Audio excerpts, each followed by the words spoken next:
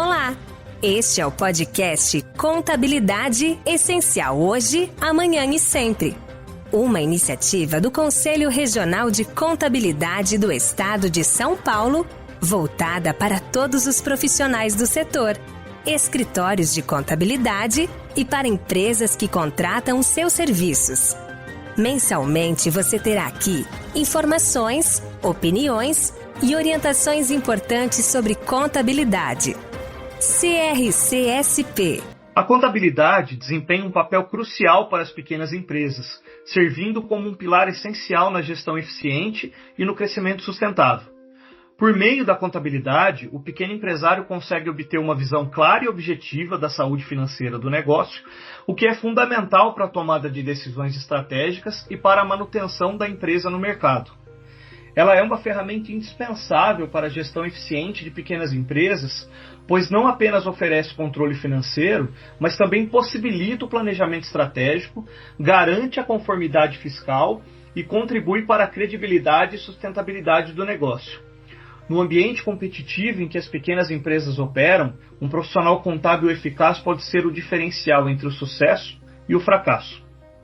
De acordo com dados do Sebrae, baseado em informações da Receita Federal, o total de novas empresas em 2024 no Brasil chegou a 2,8 milhões.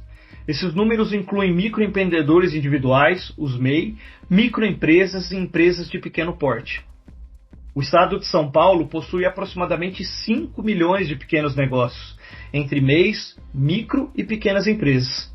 Esses pequenos negócios representam para o estado paulista 90% do total de estabelecimentos e cerca de 33% do PIB. Praticamente 1 em cada 3 paulistas realiza uma atividade empreendedora. São aproximadamente 10 milhões de pessoas. Para nos aprofundarmos nesse tema, o podcast do CRCSP, Contabilidade Essencial Hoje, Amanhã e Sempre, recebe o sócio-diretor e membro do Conselho Consultivo do Grupo IRCO, Eduardo Luque. Nosso convidado possui 35 anos de experiência profissional. É bacharel em Contabilidade pela PUC São Paulo, com MBA em Controladoria pela USP. Sócio-diretor da IRCO Outsourcing desde 2016 e CEO da IRCO Hiroshima Auditores e Consultores desde 2023, é também membro do Conselho Consultivo do Grupo IRCO. Possui ampla experiência em auditoria e no atendimento de empresas de capital aberto e grupos multinacionais, sendo especialista em governança corporativa e aplicações de normas contábeis IFRS e US GAAP para assuntos complexos. Luque é membro dos Institutos dos Auditores Independentes do Brasil, IBRACON, e dos Estados Unidos, e do Conselho Regional de Contabilidade do Estado de São Paulo, CRC, e da Califórnia, State of California Board of Accountancy. Luque, é um prazer tê-lo conosco no podcast do CRCSP. Olá, Eduardo, como vai? Olá a todos. Para mim é uma honra. Eu gostaria de agradecer imensamente o convite do Conselho Regional de Contabilidade aqui de São Paulo e espero aí poder contribuir com ideias e comentários para todos que nos ouvem. Muito obrigado novamente. Muito obrigado, Luque.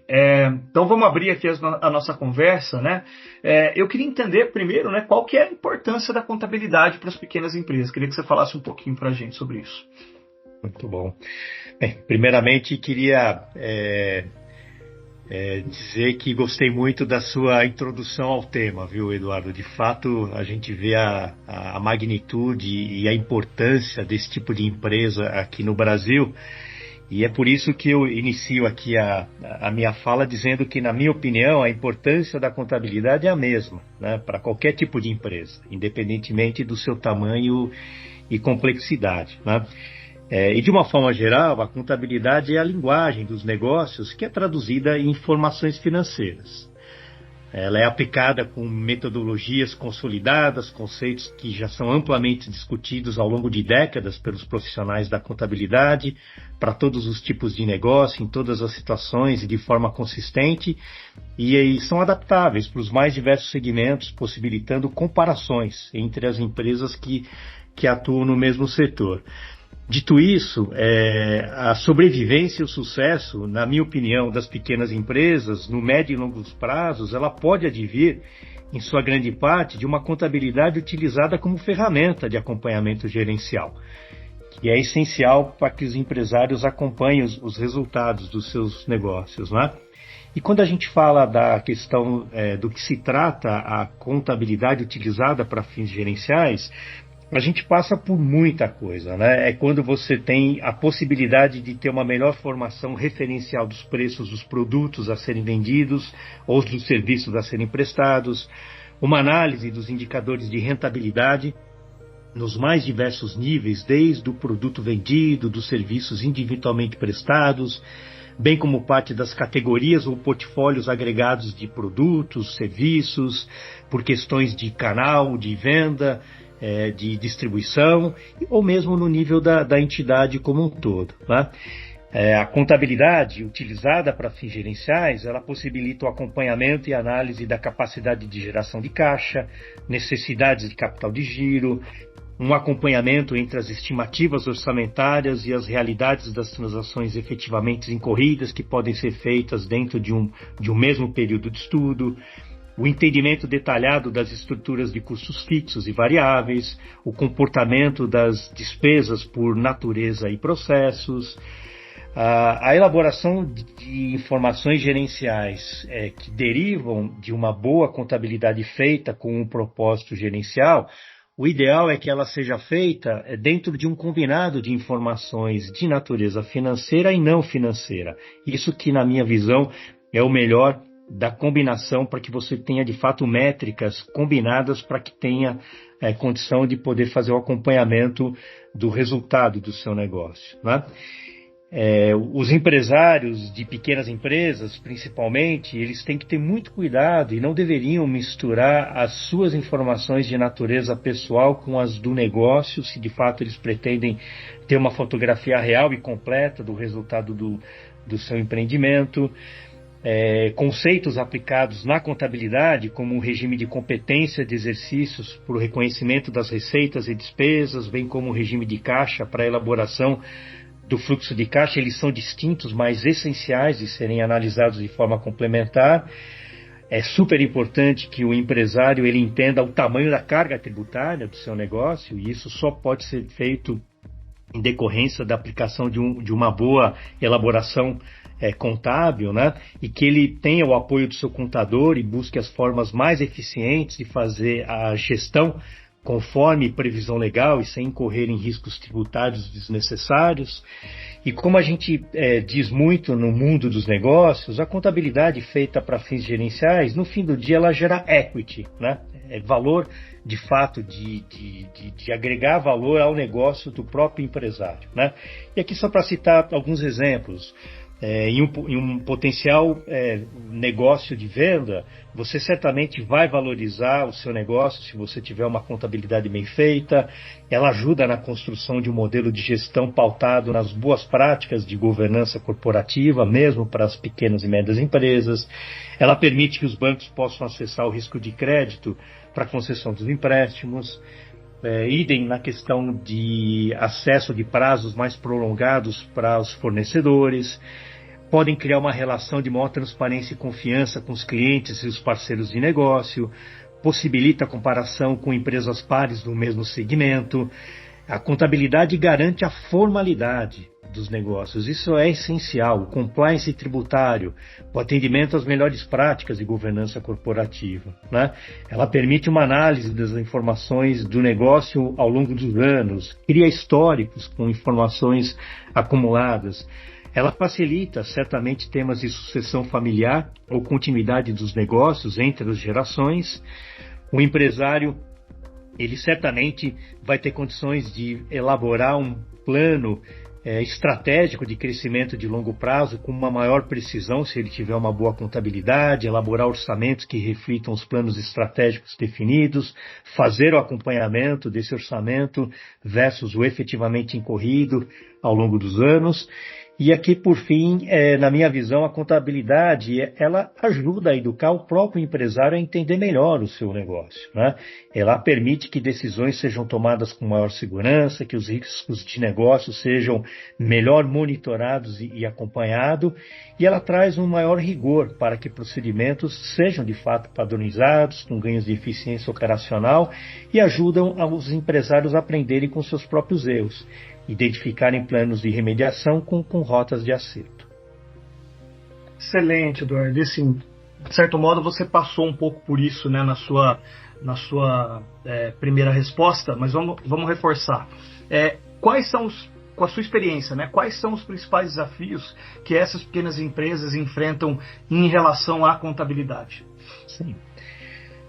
A contabilidade, ela não pode, na minha opinião, fazer parte do que a gente normalmente diz custo Brasil, né? Ela deveria ser vista como a solução e não o problema do ponto de vista gerencial para a tomada de decisões, né?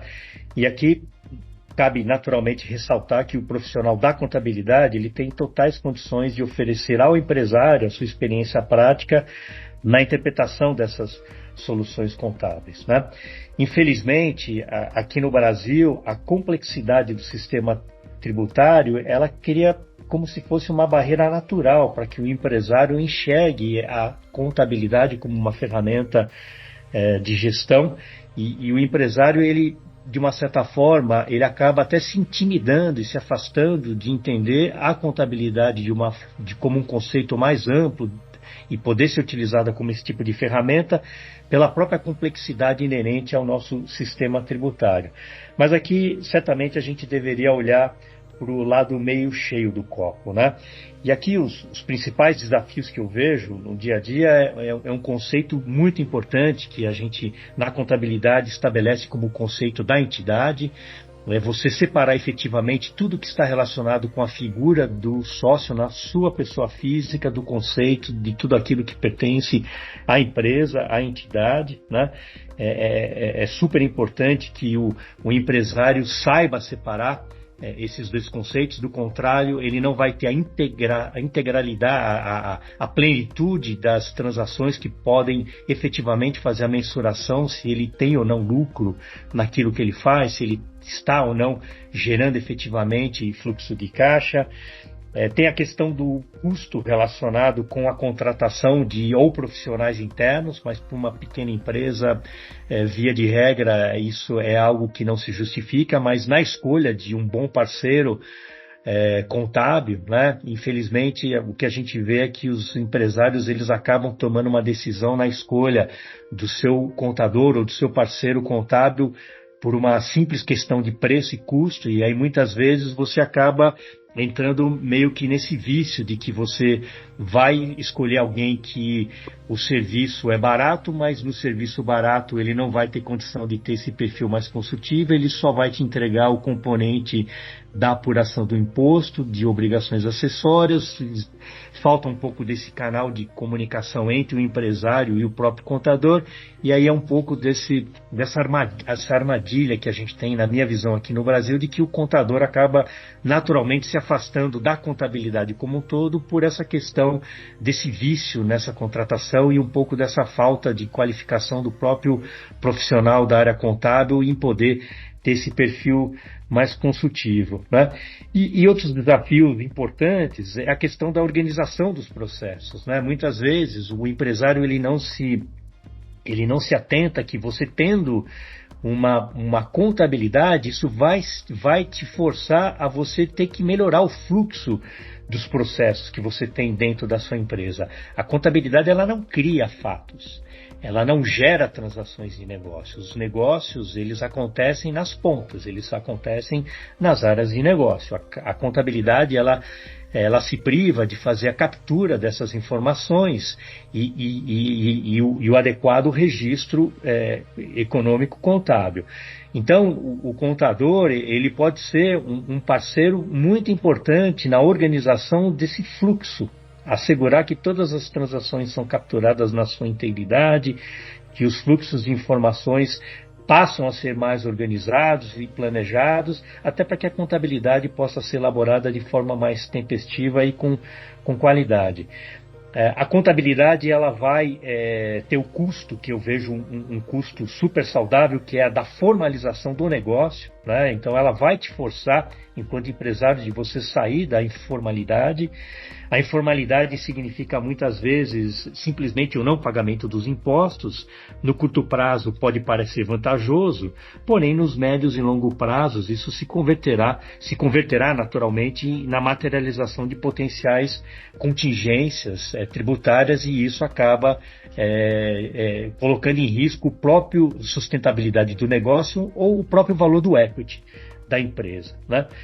Eu acho que aqui existe um desafio da falta de interesse do próprio empreendedor de aprender de como utilizar-se dessa contabilidade para fins gerenciais e eventualmente, uma falta de uma visão mais empresarial de fato, né? Porque se o empresário tiver a ciência que, para que ele consiga agregar de forma contínua valor ao equity do seu negócio, ele tem que passar por tudo isso que eu comentei, ele vai entender da relevância de ter a contabilidade como algo que tenha que estar ao seu lado, né? E não mais como essa questão de um custo Brasil.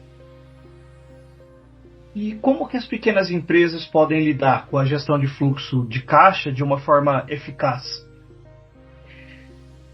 Bem, como um primeiro ponto de partida, como eu comentei, é essencial a separação do caixa entre a pessoa física do empresário e a empresa. Então, esse conceito da entidade é super relevante, né?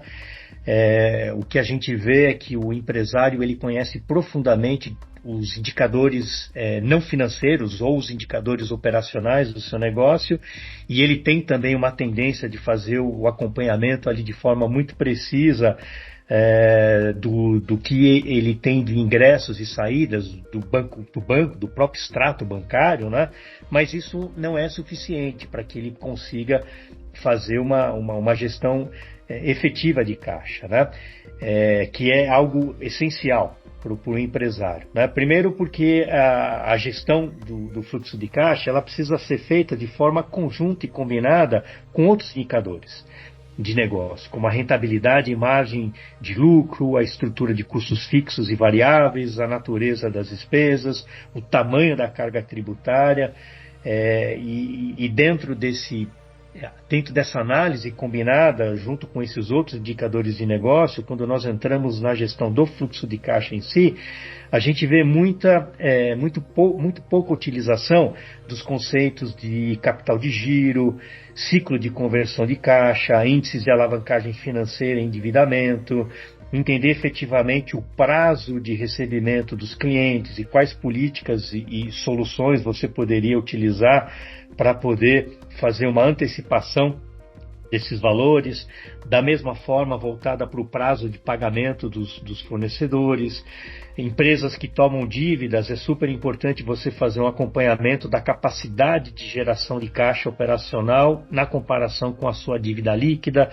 As empresas de capital aberta chamam esse tipo de indicador de EBITDA versus dívida líquida, né? Mas isso é algo que é super importante de você fazer um acompanhamento, independentemente do tamanho da empresa, os índices de inadimplência de recebíveis, e também dentro da estrutura da carga efetiva de tributação. Aqui no Brasil, a nossa tributação ela passa muito por impostos que são retidos da fonte, a créditos de impostos que ficam acumulados no ativo. Então é super importante que o empresário tenha essa visão de entender os básicos de como cabe a tributação no teu segmento, para que ele também possa, junto com os especialistas, achar formas de tentar monetizar a questão desses outros ativos e passivos que demoram um pouco mais dentro do seu ciclo de conversão para serem convertidos em caixa, mas fazem parte da gestão do caixa como um todo. Ou seja, não significa você simplesmente olhar para o seu extrato bancário e achar que dessa figura do extrato bancário você vai ter uma efetiva gestão do fluxo de caixa da sua empresa, mas é algo que de fato tem que se compor de forma combinada com esses demais indicadores. Agora aquela pergunta, né? Quais são os erros mais comuns que as empresas cometem na contabilidade? Eu Talvez o primeiro e o mais comum de todos é, na minha opinião, a escolha inadequada do parceiro contábil ou mesmo na estruturação do time interno que tenha o mínimo de qualidade e não seja uma escolha exclusivamente pautada em custos, né? É um pouco da contabilidade ser vista como parte do custo Brasil e não como uma ferramenta de apoio na gestão de riscos dos negócios e do acompanhamento do valor agregado ao equity da empresa, não organizar os fluxos, os processos, para que as informações sejam enviadas de forma tempestivas e completas, para uma adequada elaboração das informações contábeis, não separar as transações de forma integral entre a figura do sócio empresário na sua pessoa física e da entidade, não utilizar a contabilidade como uma ferramenta de gestão empresarial, não olhar apenas para as informações de natureza financeira nos extratos bancários, a falta desse entendimento básico por parte do empresário da carga tributária e apuração dos impostos do seu negócio, a omissão de informações para que a contabilidade seja completa, né, e reflita adequadamente os resultados do negócio. Existe uma falta de interesse de você elaborar indicadores de negócio que possam ser comparáveis com empresas do mesmo segmento ou do mesmo setor. É super importante que o empresário ele consiga fazer o acompanhamento de indicadores gerenciais por intermédio da sua contabilidade, que ele possa ter bases para comparar com empresas pares, para que ele consiga identificar áreas onde ele poderia estar fazendo uma gestão mais efetiva do seu negócio, né? E por fim, o que a gente vê que é muito comum é que, pelo menos anualmente, existe um momento certo de você fazer isso. É super importante que o empresário, junto com o seu especialista em contabilidade, faça a avaliação da melhor opção tributária no Brasil. Nós vamos entrar isso talvez em um pouco mais numa próxima pergunta, mas aqui no Brasil nós temos 3 opções de regimes de tributação e muitas vezes o que a gente vê é que o empresário ele meio que passa essa decisão como se fosse uma decisão automática, se eu puder colocar dessa forma, e muitas vezes a gente vê que não é a forma mais adequada desse assunto ser tratado. Excelente, Eduardo. Baseado nisso que você disse, né, desses erros, né, que acontecem, né, na gestão, né, você acha que isso acontece por causa de uma falta de familiaridade com questões fiscais e tributárias? Isso pode ser um obstáculo? E se sim, né, como que o pequeno empresário pode superar esse tipo de situação? Sim. Certamente que sim, Eduardo, eu entendo que sim. O empresário de hoje, o mundo dos negócios, ele está muito complexo em todos os sentidos, né?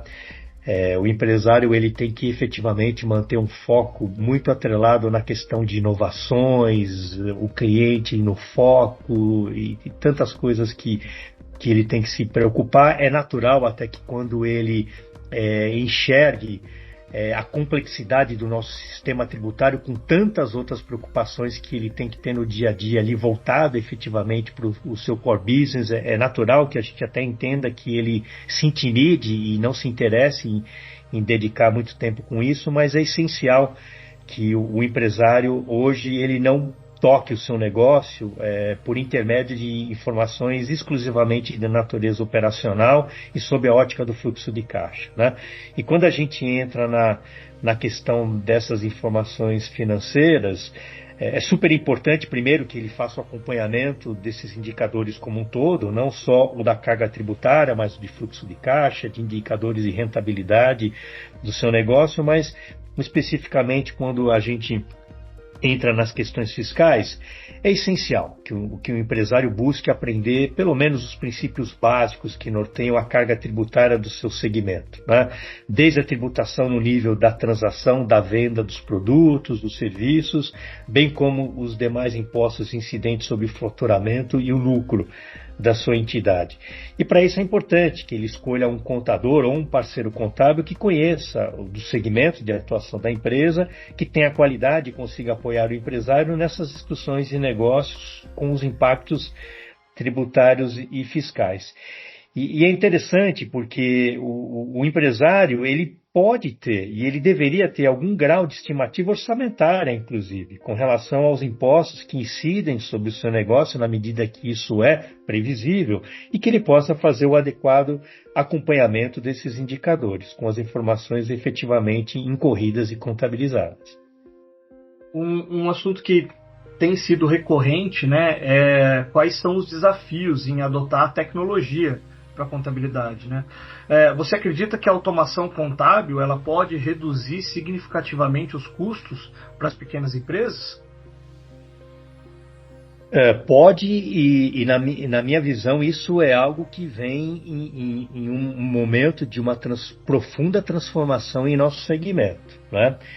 Os negócios em si precisam se adaptar e se reinventarem com as tecnologias atuais existentes, que são cada vez mais potentes e com preços acessíveis, né? Isso acho que é a premissa básica que está transformando todo o mundo dos negócios, né?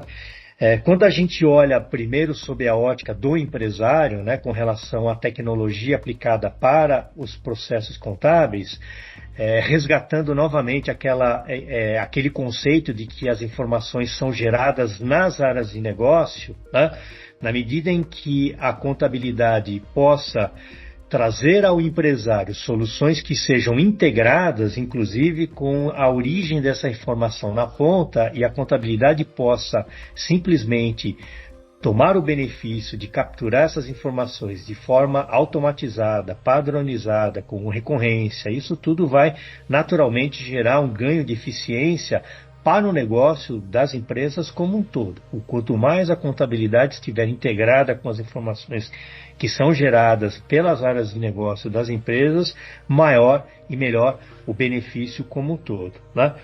Quando você olha aí um pouco específico para os escritórios de contabilidade, Eduardo, eu vou contar um pouco do histórico da própria IRCO, né? Nós somos uma empresa que temos quase 70 anos de atuação no segmento de terceirização, e há 40 anos atrás eram muito poucas as soluções e opções que nós tínhamos de mercado a preços acessíveis, tanto que a decisão dos nossos sócios foi, há 40 anos atrás, de desenvolvermos a tecnologia interna e de forma proprietária, né? E essa foi uma decisão que foi revista a questão de alguns anos atrás, porque hoje a quantidade de empresas de tecnologia especializadas, de ponta, com tecnologias plenamente acessíveis, são muitas.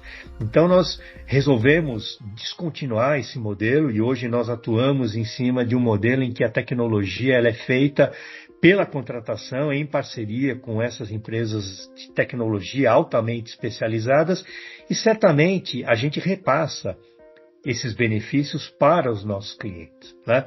Desde a forma como a gente sugere a organização, como o fluxo dessas informações possam ser tratados lá na ponta pelo nosso cliente, como nós recepcionamos essas informações, até a questão da própria repasse de economia nos nossos honorários, porque na medida em que nós temos essa eficiência dentro de casa, naturalmente, para que a gente possa continuar liderando e oferecendo serviços com qualidade a preços competitivos, isso a gente acaba repassando para os nossos clientes. E hoje em dia, o conceito do BPO consultivo ele é essencial para que qualquer escritório de contabilidade ele possa se manter na liderança do seu mercado, né?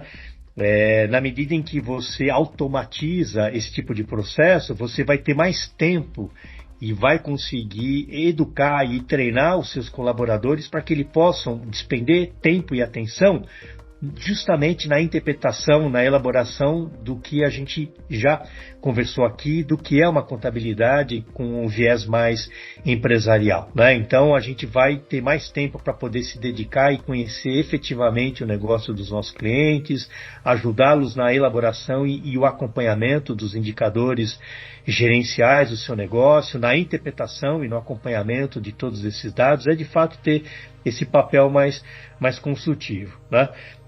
Tudo que se discute hoje nos principais fóruns voltados para a classe contábil no Brasil, de uma certa forma toca na relevância e na importância da tecnologia voltada para a contabilidade, justamente para que a gente possa agregar mais valor, tendo esse perfil mais consultivo junto aos nossos clientes.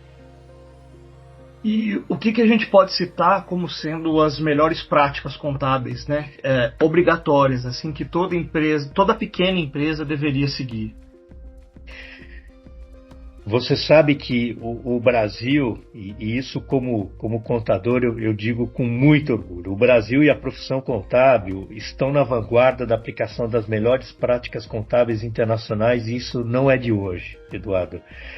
O governo brasileiro, há mais de 15 anos atrás, estabeleceu a necessidade de implementação das normas internacionais de contabilidade, os IFRS, como parte da nova lei das SAs, né, que foi a 11.638 de 2007, que substituiu a lei 6.404 de 76, e essa necessidade de implementação das normas internacionais, que é o que tem de mais avançado no mundo da contabilidade no mundo, ela veio não só para as empresas de capital aberto aqui no Brasil, ela veio para todo e qualquer tipo de entidade, né?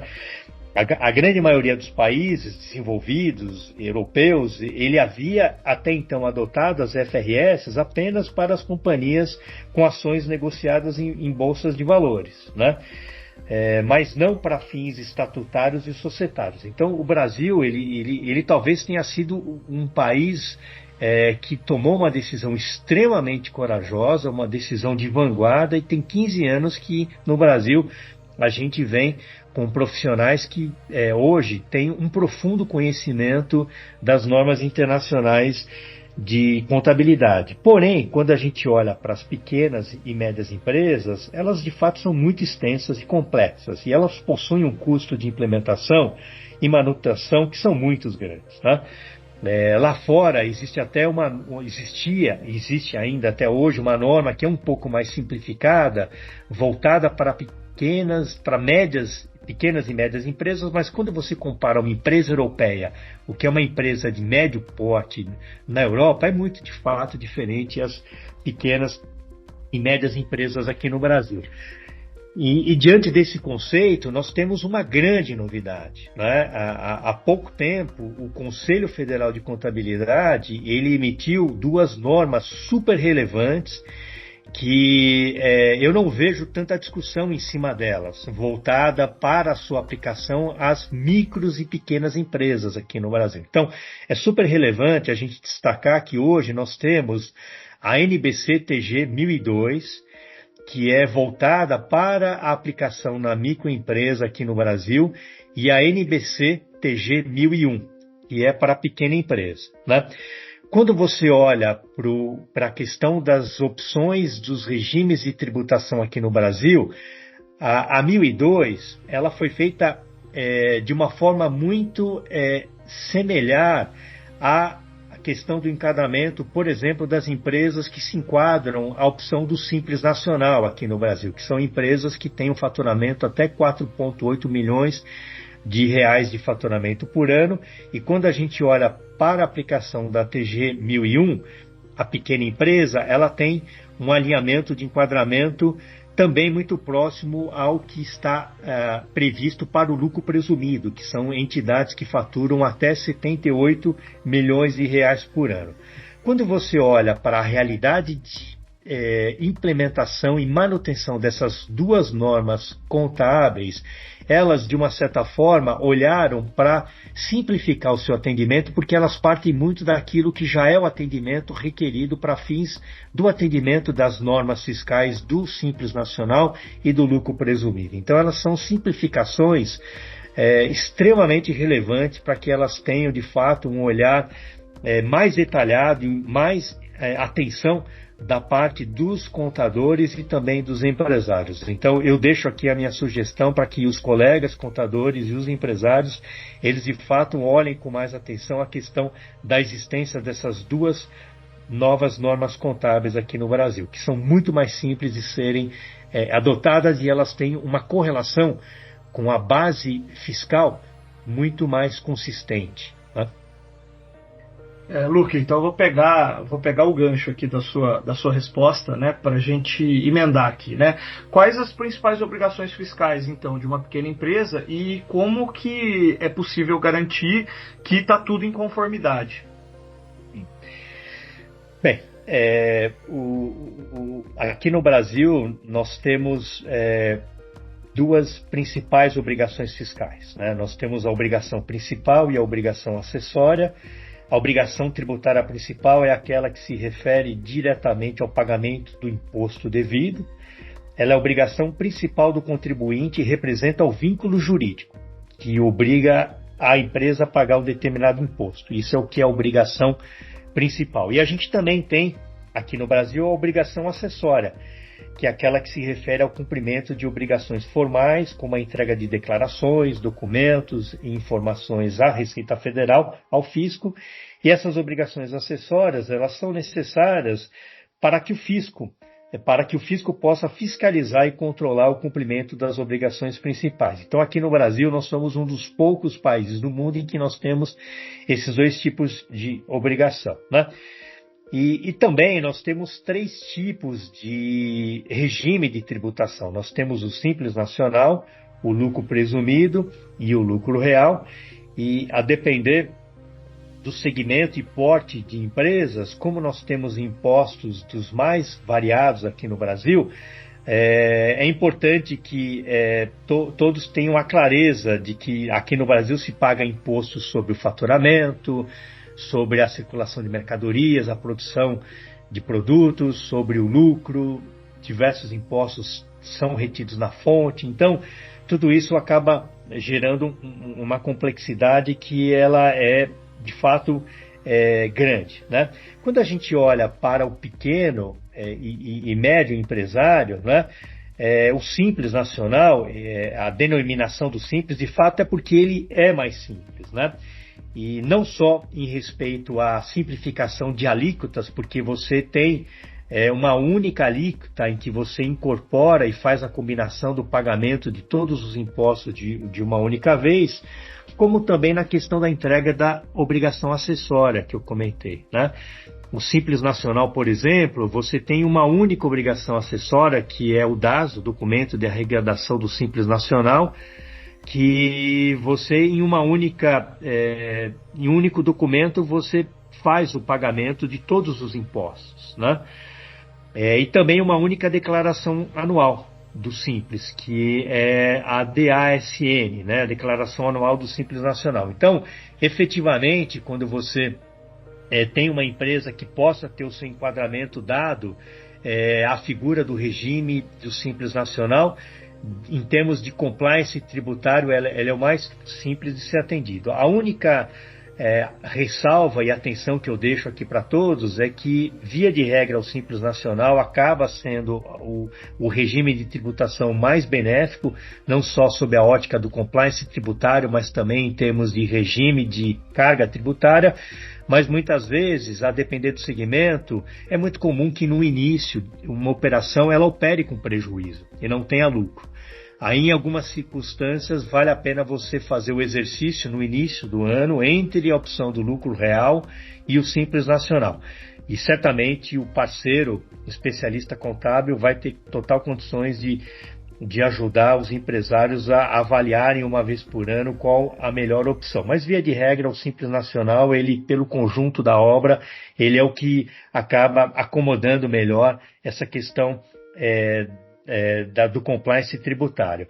Agora, a conformidade fiscal, principalmente para o Simples, né, é uma questão de você manter o registro detalhado de todas as vendas e serviços, com a devida emissão das notas fiscais, a questão da formalização. Tem um contador especializado no Simples Nacional, né, isso é super importante, para que ele assegure que as obrigações acessórias vão estar sendo cumpridas corretamente.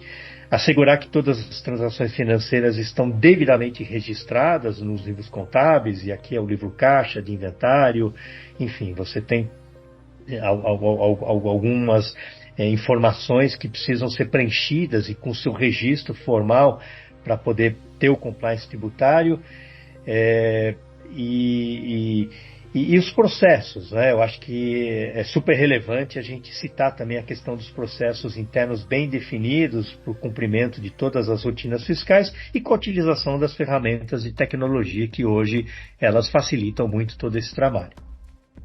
Ótimo. Luque, uma dúvida recorrente, né? Algum incentivo fiscal que as pequenas empresas podem usufruir, né? E como que o pequeno empreendedor ele pode se informar sobre esse tipo de oportunidade? Sim. Bem, um primeiro ponto é a questão de você poder ter a redução de alíquotas e as empresas de pequeno porte podem receber o tratamento tributário diferenciado com alíquotas de impostos menores e aqui novamente citar o regime de tributação do Simples Nacional, né? O Simples Nacional ele inclusive tem um módulo que é chamado de Simples Exportação, em que você, além do limite dos 4,8 milhões de reais feito para o Brasil, se você é uma empresa pequena, enquadrada no Simples, que importa ou exporta, você pode ter também o mesmo regime diferenciado no mesmo valor de 4,8 milhões de reais voltado para o comércio exterior. Então, o Simples Nacional, de fato, ele traz algumas vantagens, né? Agora, as pequenas empresas, elas também, como as grandes, você tem o direito a créditos ou deduções fiscais, né? E nesse caso, você pode ser elegível a créditos que podem ser reduzidos do valor do imposto devido se, por exemplo, você tiver programas de incentivo à cultura e ao esporte. Você tem também as isenções fiscais, né? As empresas de pequeno porte também podem ser elegíveis a isenções fiscais, por exemplo, se elas atuarem com energia limpa ou educação. Então é importante. E aqui novamente eu acho que o empresário tendo um bom parceiro especialista, ele vai naturalmente poder ajudá-lo a identificar na questão das deduções fiscais e as isenções aplicáveis para o pequeno empreendedor. E aqui, por fim, veja que interessante, o pequeno negócio ele tem um tratamento diferenciado em compras governamentais, né? Tem um artigo específico aqui que estabelece que as microempresas de pequeno porte, elas têm preferência em licitações públicas, né? Em processos licitatórios cujo valor seja de até R$80 mil, né? Mas aqui a recomendação que eu deixo para os empresários é que, de fato, isso pode variar e varia de acordo com o segmento específico de atuação. Então, aqui é super importante que o empresário tenha esse tipo de conversa e canal aberto com o seu parceiro contábil especialista. E, de certo modo, em todas as suas respostas você passou por isso, mas eu vou reforçar aqui a pergunta, né? Como que as pequenas empresas definitivamente podem se beneficiar de um contador ou de serviços terceirizados de contabilidade? Os benefícios são de fato inúmeros, né? Então aqui acho que é a questão do custo de você ter um time interno e constantemente atualizado tecnicamente. Isso é muito alto para as pequenas empresas e com toda essa questão da complexidade do emaranhado tributário aqui no Brasil. O empresário, cada vez mais, ele precisa manter o foco no seu negócio e não nas atividades que não são core.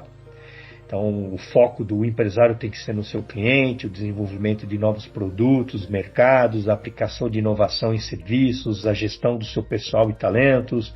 E, por outro lado, o contador, ele tendo esse perfil mais consultivo, ele certamente vai apoiar o seu cliente na gestão do negócio, voltado para essas informações, para esses processos que estão atrelados a essas atividades que não são core do empresário, mas que trazem valor de equity ao fim do dia, que possibilitem a elaboração de uma contabilidade com viés mais gerencial e naturalmente esse contador com essas competências mais consultivas, ele vai agregar muito valor ao empresário, né?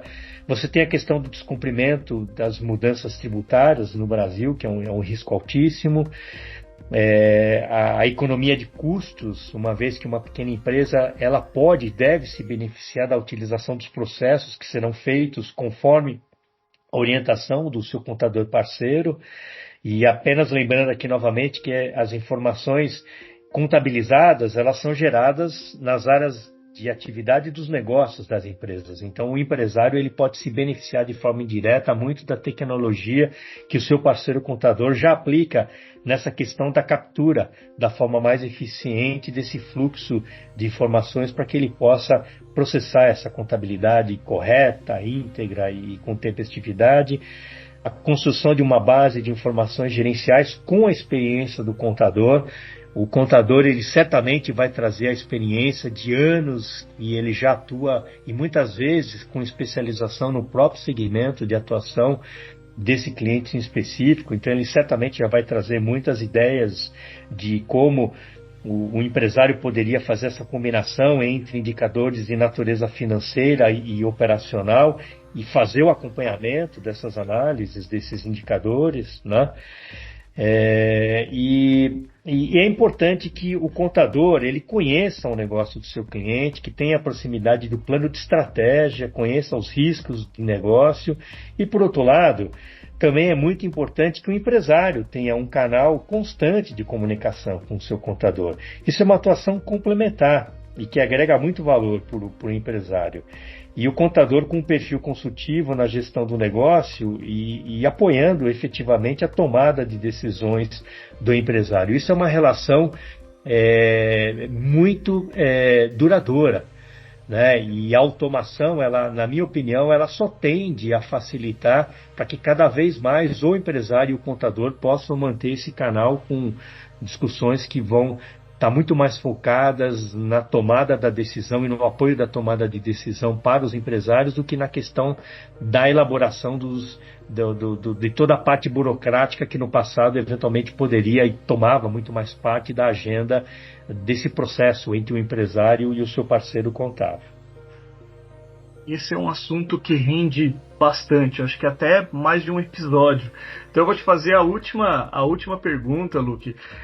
E também, após a sua resposta, eu abro, né, para que você possa fazer as suas considerações finais, né, e deixar a sua mensagem aí para o profissional de contabilidade. Então vamos lá, quais dicas você daria para uma pequena empresa que está começando em termos de planejamento financeiro e contábil? Busque um profissional contábil qualificado, que seja um parceiro dos seus negócios, que possa orientá-lo de forma transversal em diversas competências, né, como gestão de riscos de negócio, mapeamento e padronização dos fluxos, dos processos e atividades operacionais de forma integrada e automatizada com a contabilidade, elaboração de um pacote detalhado de indicadores gerenciais compostos por informações financeiras advindas da contabilidade e não financeiras de natureza operacional gerada pelas próprias operações, elaboração de métricas orçamentárias, por mais simples que elas sejam, e que existe um acompanhamento contínuo dessas métricas, apoio na gestão do fluxo de caixa, que ajude o empresário na separação por completo das transações e atividades entre a pessoa física do empreendedor e a sua própria empresa, o conceito da entidade novamente, e por fim que ajude o empresário no aprendizado e a educação sobre a carga tributária do setor da sua empresa, discutir efetivamente o planejamento tributário e fiscal em pleno atendimento às legislações. E sem a gente perder de vista que a gente está em pleno período de início de uma grande reforma tributária, que vai perdurar ao longo de 10 anos, um plano de transição. Então, é super essencial que os empresários, de fato, eles percam essa inibição e essa intimidação com relação a essa complexidade tributária e possam ter o interesse de se educar e aprender junto com o seu parceiro contábil para que isso não seja um entrave, para que ele possa entender os benefícios mais amplos de uma contabilidade de natureza gerencial, né? Bem, eu queria aqui terminar agradecendo mais uma vez ao Conselho Regional de Contabilidade do Estado de São Paulo, agradecer você, Eduardo. Eu tenho muito orgulho da profissão de contador, muito orgulho do que a profissão contábil tem feito.